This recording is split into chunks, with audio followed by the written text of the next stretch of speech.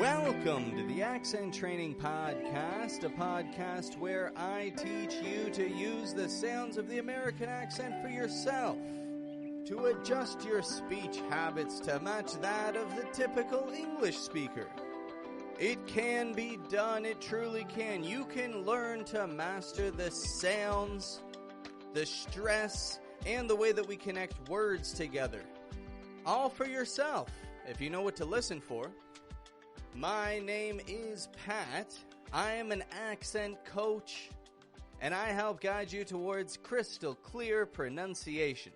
And that's what our goal is today. We're going to break down a concept that's extremely useful when it comes to controlling your strong and weak sounds and getting the right sound while doing it.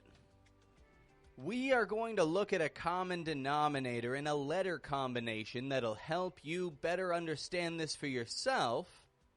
And then we're going to practice that combination in context a whole bunch of times to prepare you for the real world. Because you see, an amazing secondary benefit of training your accent is that not only does your speech improve in clarity, but your understanding of spoken English improves as well. You learn to better recognize the sounds in the speech of other people, and then you have way less hesitation when you're listening to people speak. Now, this relates directly to what we're going to look at today, which is when the letters D and U come together to make kind of a J or a Jew sort of sound. We change D from a bursting D kind of sound to something a little more flowing to better transition from strong to weak syllables. J. We hear this in words like schedule. I made an episode the other week about the word schedule, didn't I? Make sure that you check that out again later. Schedule. Or we hear this with words like educate, procedure. Listen very closely and notice I'm not making a regular D, but I'm making like a J. So let's break this down here today to make sure that you can get the hang of this yourself. And we will get into that in just a moment. I'd like to remind you to hit subscribe to this podcast. Give it a rating, write a comment, whatever you can do to let me know that you like what you're hearing or that you don't like what you're hearing. Maybe you really disagree with me on these things and you're passionate about it. Well, I'm always open to a little criticism, so feel free to let me know. But the true benefit of subscribing to this podcast is for you, my friend. When you subscribe to this podcast, you will be notified whenever I have new episodes coming out in the future. Which goes to say that you will be one of the first on a global scale to know and practice the topic of the week, which will surely give your English that extra boost it needs to have you stand out amongst all your peers. Your spoken English skills will turn heads. People won't know how to identify where you're from. They may say, well, they're not quite a native English speaker, but they don't sound like a typical non-native speaker either. And you will see success and confidence in all areas of your life. So do not hesitate to hit subscribe. Ensure that you're notified whenever new material is out. And continue enhancing your spoken English with me, Pat, as your guide.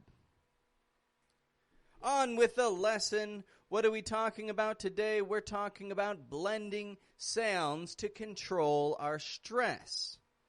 We take two sounds, we blend them together, and we get further control over our syllable stress.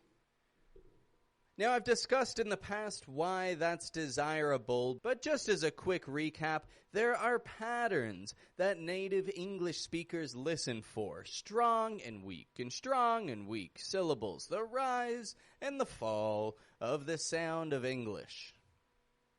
Now, if English is not your first language, then you may not be familiar with these patterns.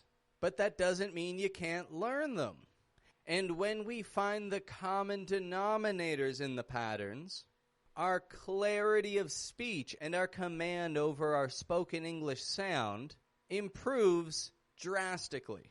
And so, patterns of syllable stress are the rise and fall of speech. One unit of sound, one syllable, will be strong, followed by a syllable or a unit of sound, which is weak. Strong, weak, strong, weak. This gives our English rhythm.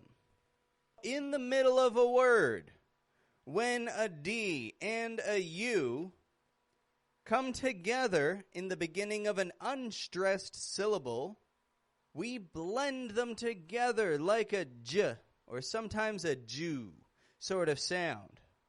If D is starting a word, however, the typical American accent just pronounces it in the regular way. So we're mostly focusing on the middle of words. Now this does happen as a word ending as well that we can use to blend words together, but I'll make a part 2 episode to follow up with that later on. For now, let's just focus on the middle of words just to get through things one step at a time. So D and U in the middle of a word blend together with kind of a J sound, like a J, J, J. Now a lot of people have a habit of pronouncing each of these sounds individually for clarity, or maybe they learned the British pronunciation, which may pronounce each of these individually in some certain British accents. You are well understood if you pronounce each sound individually. If you say schedule, schedule, people know what you're saying. But when we blend these sounds together, we improve the command of syllable stress. And so unstressed D and U in the middle of a word blend together like J or Jew, J, Jew. Let's look at a few examples. We've seen a couple already. Schedule. And again, if you want more clarity on the word schedule, open the description to check episode number 121 afterwards. Another word here. Educate. E-D-U-C-A-T-E. Educate. I'm not saying educate or education. This is an educational podcast. No, this is an educational. Educational podcast. Educate. Educate yourself on the American accent. Fit some time into your schedule to educate yourself. Because when we educate ourselves enough, we eventually graduate. G-R-A-D-U-A-T-E. I'm not giving it a graduate, but graduate. Again, blending the D and U sounds together. Graduate. Here's one more here. Fraudulent. And notice that's spelled with an A-U, right? F-R-A-U-D-U-L-E-N-T. But that A-U isn't getting a frau. I'm not going fraudulent, but fraudulent. A-U in the middle of a word often just gets that ah sound. But I don't want to get distracted with that. Let's stick to the J. Fraudulent. You got to watch out for fraudulent businesses, fraudulent identifications. Lots of fraudulent activity in the world. Fraudulent. So let's run over these words real quick. We got schedule, educate, graduate, fraudulent. It's something that isn't typically taught in school. You either hear it or you don't. And I want you folks to start hearing it. J. It's very common in the middle of words. And so, well, I got a class coming up shortly, so we got to get moving. Let's put these words to work to prepare you for some real-world application. Schedule. We are either ahead of schedule, on schedule, or behind schedule. Ahead of schedule, on schedule, or behind schedule. What do these mean? Well, if we're ahead of schedule, this means that things are going smoothly, that we planned things out so well and we've been so efficient that we have extra time on our schedule. We're ahead of schedule. On schedule, this means things are going just as planned, no hiccups, no mistakes. We're right on schedule. And then finally, behind schedule. We're falling behind schedule. Falling behind schedule. This means we're late. This means that at least we did take the time to make a schedule, but we're not sticking to it very well. We're running late. We're running behind schedule. And notice in that word once more, it's strong in the beginning, ske, and then jul. Goes flat and quick. And the D and U change to a J and U. Schedule. Schedule. Next up, educate. Right now, I am educating. You are being educated. This is your English education. And notice, no matter how I say this word, educate, education, educational, it's getting the same j kind of reduction. It's strong in the part, right? My voice rises up there. Educate. And then it goes flat. Educate. That's the contrast in syllable stress.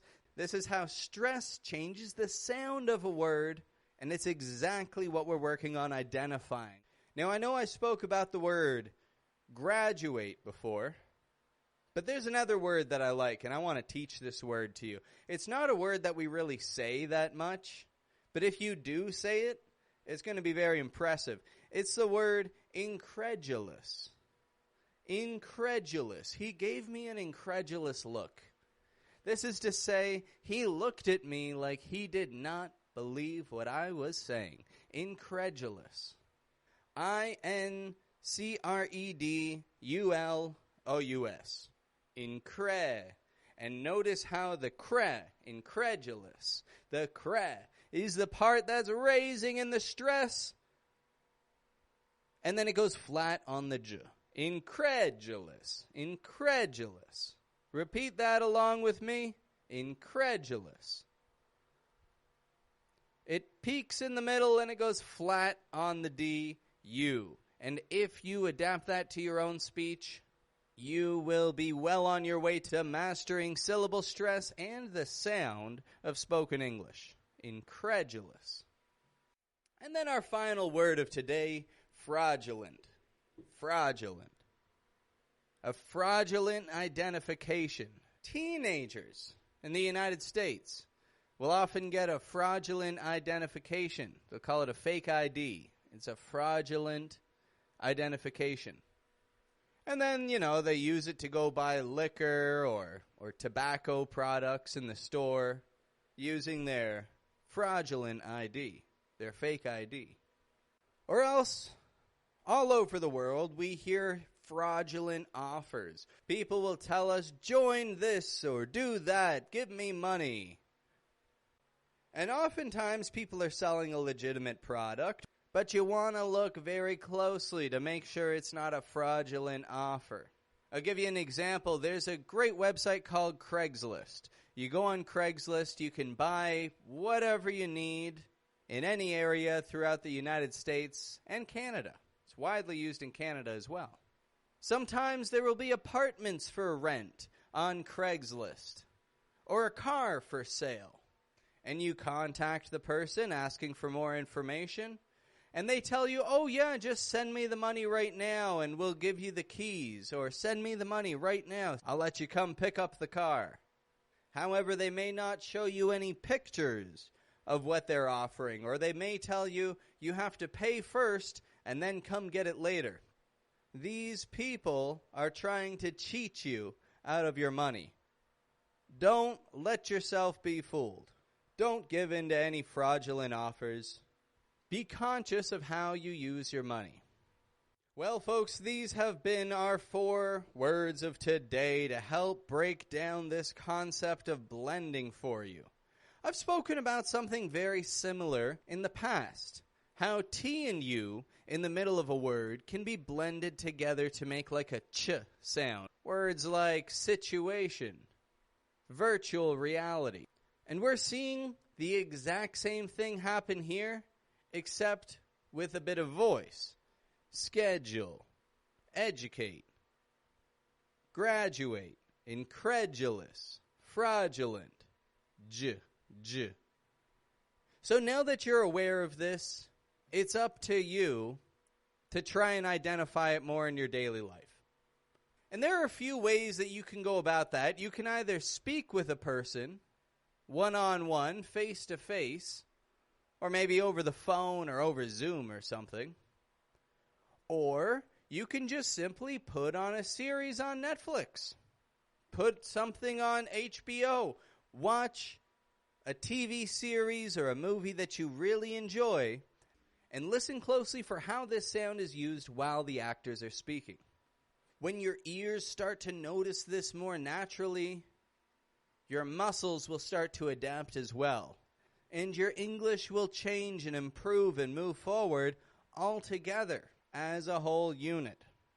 Now, as I mentioned, this concept can be taken further. It can be taken to the point of blending words together. For example, instead of saying, "What did you think?" you could just say, "What'd you think?" What'd you think?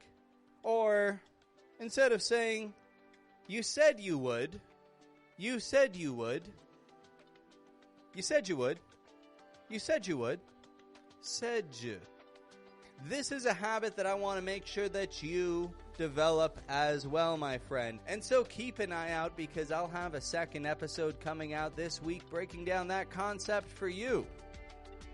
For the time being, however, I've got to let you go for today, my friend. So, thank you very much for listening. Make sure that you hit subscribe to the podcast if you haven't already. And if you would like to take your spoken English to another level, check out my video course. There's a link in the description where I provide you with some directed, crystal clear materials to ensure that you have a solid foundation for recognizing the strong and weak sounds of spoken English, the rise and fall in the syllable stress.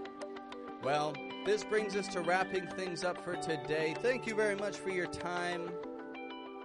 And make sure that you're subscribed so you know as soon as I've got that follow-up episode out.